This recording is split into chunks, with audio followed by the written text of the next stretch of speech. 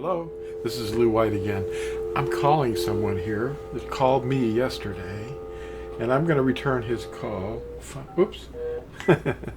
Well, let's try that again there. Let's see, it's okay, 4268. Yep, I'm giving his phone number away over the internet. His name's Jeremiah, and that's all I got is his name. And here it is.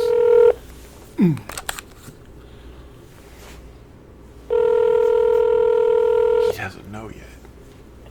Oh, man, tell me this is Lou. Oh, hey, Jeremiah. Yes, sir. Good to hear White you. Called. Did I wake you? Yeah.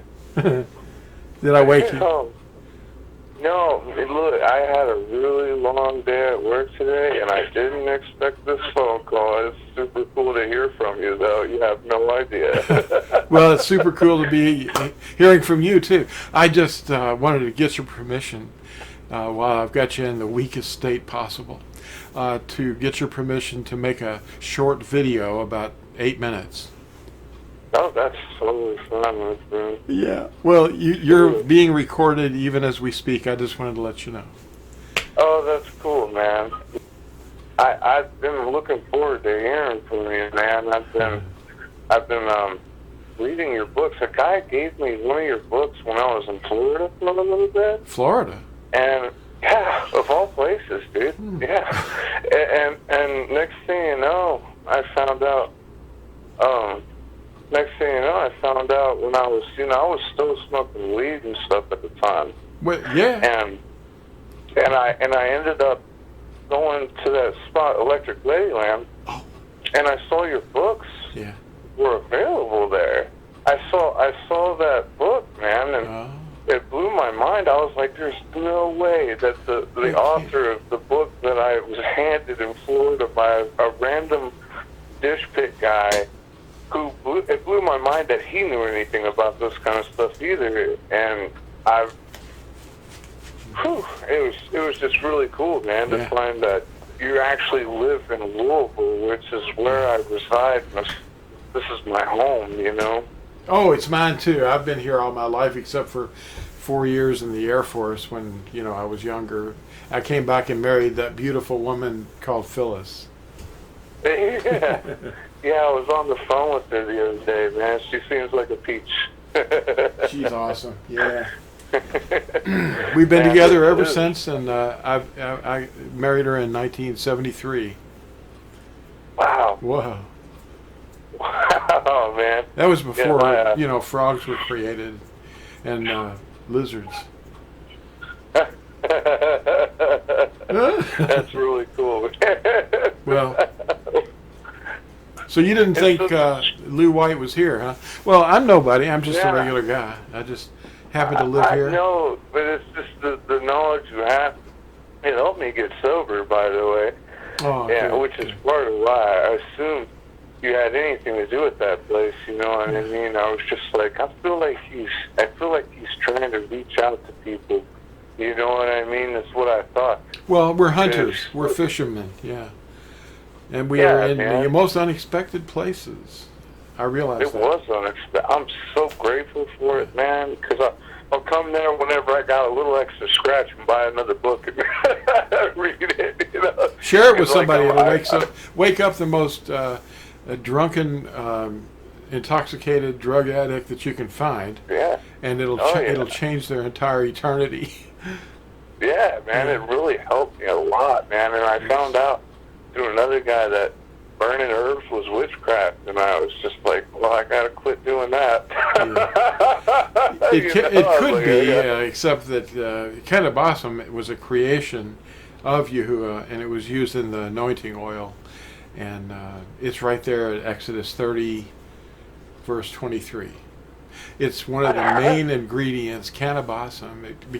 It's spelled with a K, but or a Q, but it's actually Latinized to be cannabis with a C.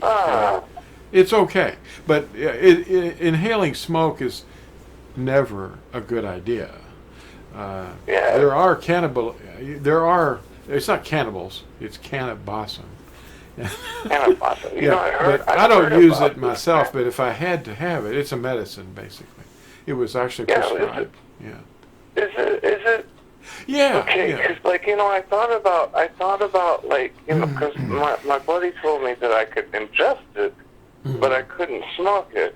And right now, I'm just trying to be away from it a little, honestly, because absolutely. it clouds my mind. I like to read every day, you know, and I'll read Torah, and thank you for that, because I swear I would never have came back around. I was into the occult, man, when I found your book. Well, one of the things that drug use of any kind can lead to is possession by demons. I mean, it's an opportunity for them to get in, you know.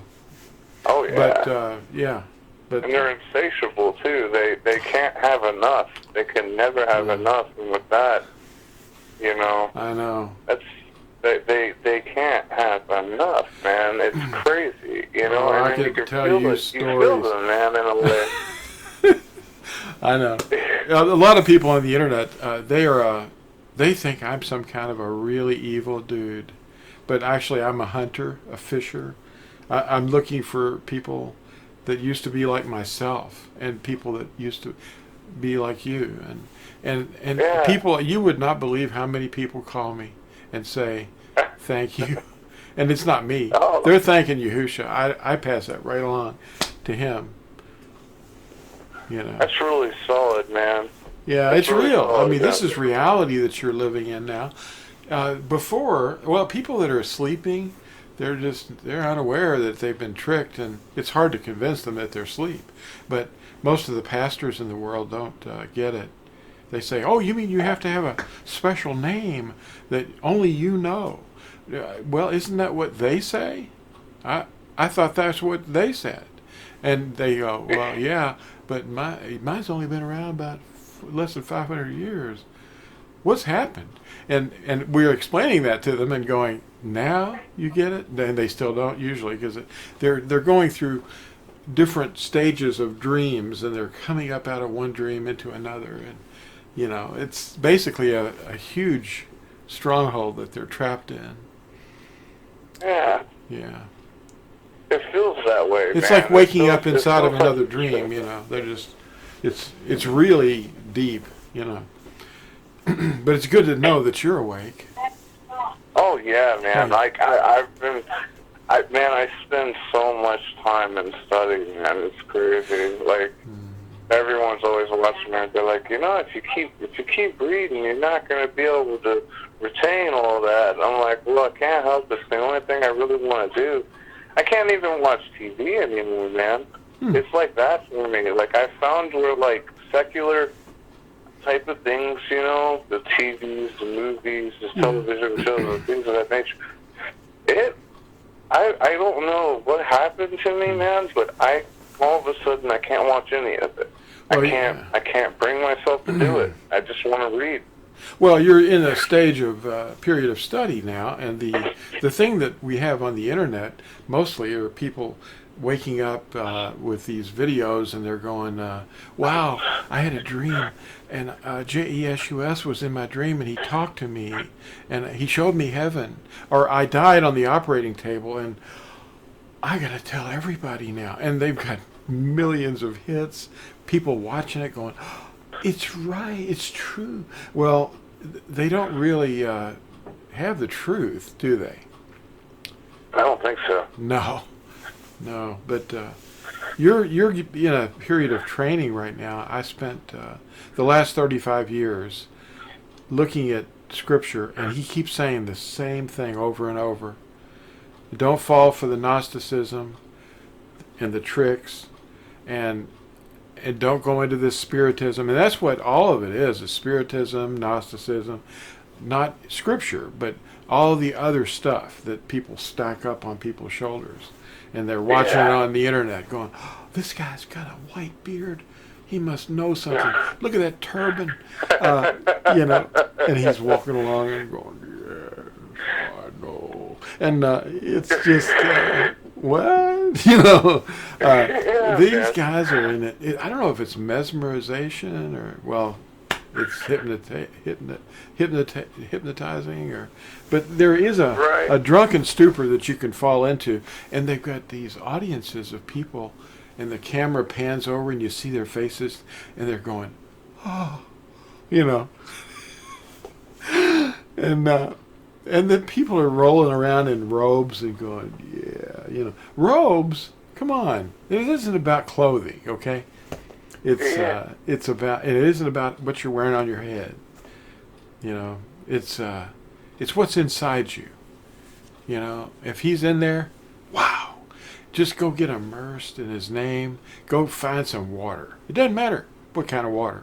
Sea water, lake water, bathtub water. I was wondering about that, man. I was actually just discussing this with my buddy Kelly. Yeah. He's from outside of Kentucky. I mean, he's in Kentucky. He's from outside of Frankfurt somewhere, and I was trying to talk to him about, like, should we immerse? Should we immerse being Natsarim? Like, are we supposed to baptize? Or we, like, because I've been baptized in the church.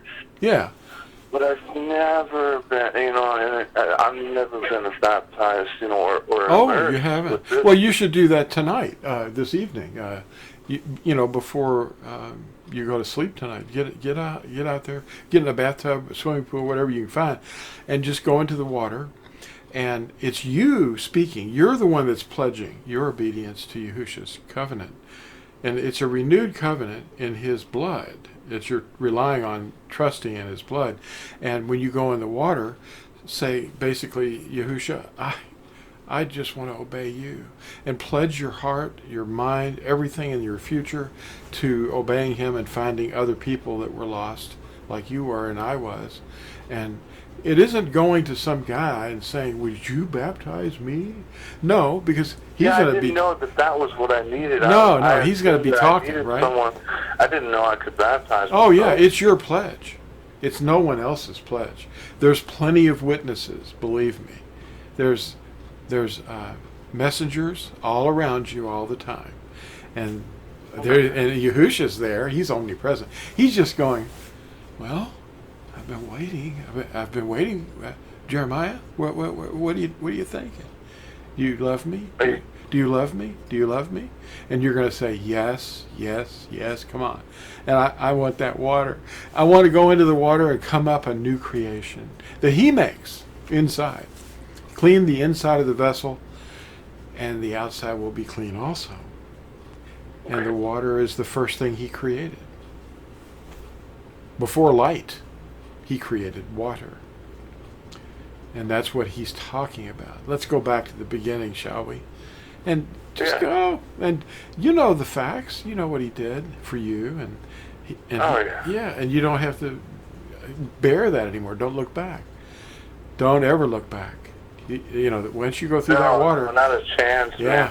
To tell you the truth, as hard as I did it for the occult, man, Yeah, that's part of why it's so easy for me. Yeah. It's unclean. It's so easy unclean for me spirits because now it's like I'm doing it for a positive and real. And I finally, when I was into the occult, man, the one thing I always did, and this is the reason why I feel like Yahusha called to me, was because, man, I was surrounded by people who would talk crap in a serious way about Jesus, about God. That's what they would always say. And I would always defend, them to even then. Yeah. Because I didn't believe it.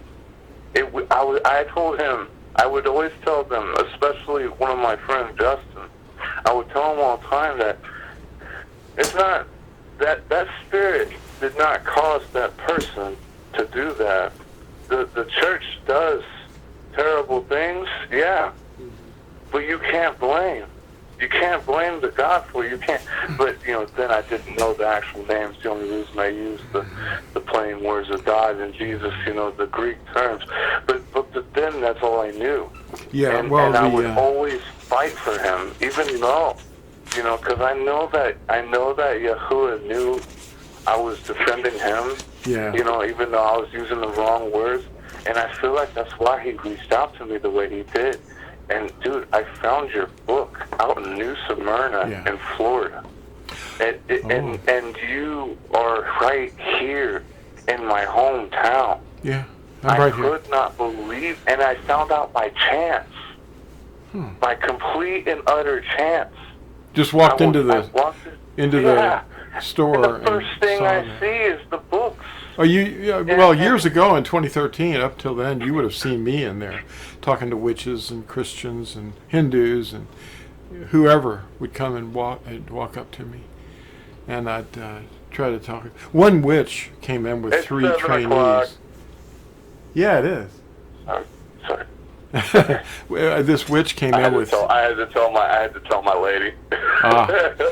This witch came into the store back in 2013, and she had behind her she had 3 young girls she was training to be witches, and one of them was wanting to talk to me a little bit, and one of the younger ones, and I said, well, you're into witchcraft, eh?